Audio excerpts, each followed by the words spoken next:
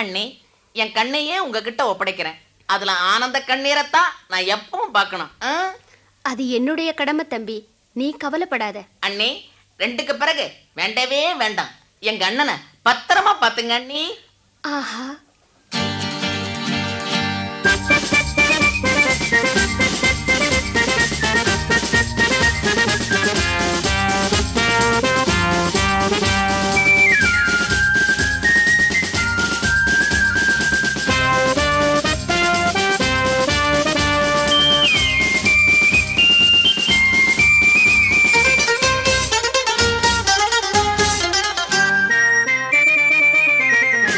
வாராயன் தோழ வாராயோ, மணப்பந்தல் காண வாராயோ.